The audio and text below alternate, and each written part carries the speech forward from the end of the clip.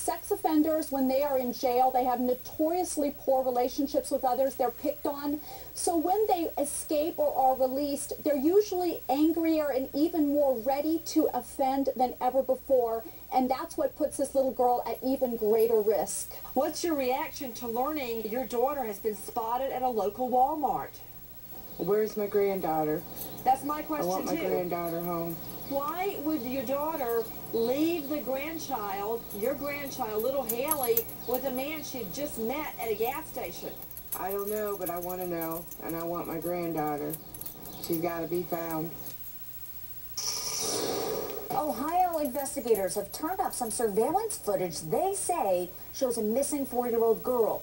Police say the video shot at a Walmart, there it is, that's in Marion, Ohio, shows Haylee Donathan's mother inside the store. There it is highlighted, then outside in the parking lot.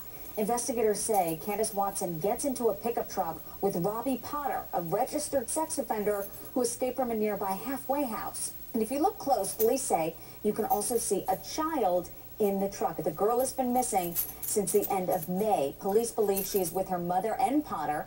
A $10,000 reward is being offered for any information leading to Potter's arrest. I'm Jane Velez-Mitchell, sitting in for Nancy Grace. Where is missing toddler Haylee Donathan, believed to have been taken on a very twisted journey with her mom and her mom's sex offender boyfriend who escaped from a halfway house? Now they could be halfway across the country in a dark blue pickup truck. And the big question, how are they surviving? In fact, there are so many questions. Phone lines lighting up. Pat, New York, your question or thought, man. Hi, Jane. Hey. Well, first of all, I don't believe she's taken against her will. That's number one. And she could have, when she was in the store, spoke to someone, called the cops or something. My question is, what are the good chances of this daughter, when they are found, that this little girl will be taken away from her definitely? Alex Sanchez, defense attorney.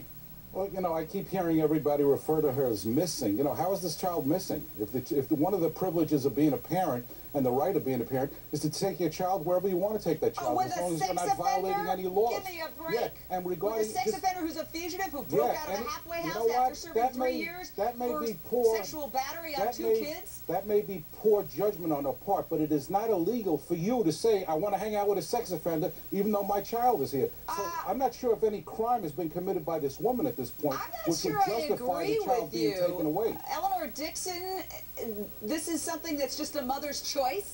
No, I'm telling you here, Alex, you got it all wrong. She's at least endangering her child, and he is not supposed to be around small children or any children under 18. He is a sex offender. He's not out there saying, hey, come get some candy, little girl, because he's got mom bringing the child right to him. All right, Matt Zorell, you're the Nancy Grace producer who's been tracking this story since the very start. We're trying to figure out a couple of things. There's some controversy over whether she went willingly or not. The reports that we've heard up to this point is, yes, she left willingly. So how did these two meet, and why, if she went willingly, did she decide to do this, do you think? Well, this all goes back to Kyle Watson. This is Candace Watson's brother. Now, apparently, Kyle Watson and Potter were staying as residents at the halfway house. Potter wanted to escape. Now, Kyle Watson had a grudge against Potter, tried to set him up, tell him to leave, and figuring the cops would arrest him. Turns out what happens is Potter goes next door where Haley's father, James Donathan, is living in an apartment complex.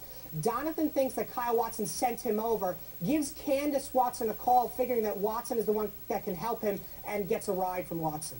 Yeah, but why would when did Candace first meet Robbie Potter? Our understanding is it was that day. It was literally that day she met him. Wait a second. So you just meet somebody and you take off with them and go on a ride when they're a fugitive? I just don't understand. Well, that's what the family has been telling us. There's still been conflicting reports. We're still trying to gather all the information. All right. Well, Mary Watson, let's try to clarify this. Let's try to break it down. Okay?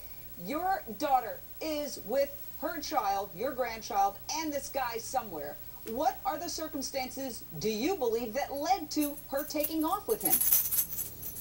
As far as I know, she had went and picked him up, was supposed to drop him off.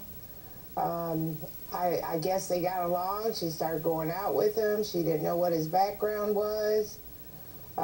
She didn't know until that Sunday when she had called my home and we had told her, and now I don't know if he's keeping a hold of her or what's going on. I just don't know. And they decided to go camping? because they went camping and then they apparently went back and returned the tent?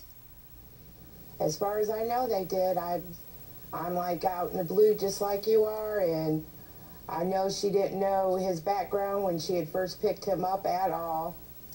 And I don't think she would have ever put her daughter, my granddaughter, in that kind of danger if she would have known. It just seems so odd that you would make that kind of a rash decision not knowing somebody that well. I mean, I wouldn't go on a trip with my best friend, really. I wouldn't want to spend that much time with anybody going camping, you know, and suddenly she meets this person and goes off with them on a whim. There's something here that doesn't seem to add up. Something seems like crazy, for lack of a better word, but we're going to investigate it when we come right back. Tonight, we mark the 25th anniversary of the National Center for Missing and Exploited Children. More than 135,000 kids have thanked this organization for bringing them home safely to their families. More missing children are found than ever before from their nonstop dedication to protect America's tots. Congratulations on your anniversary, and let's hope this little tot, this little Haylee, comes back okay, safe and sound.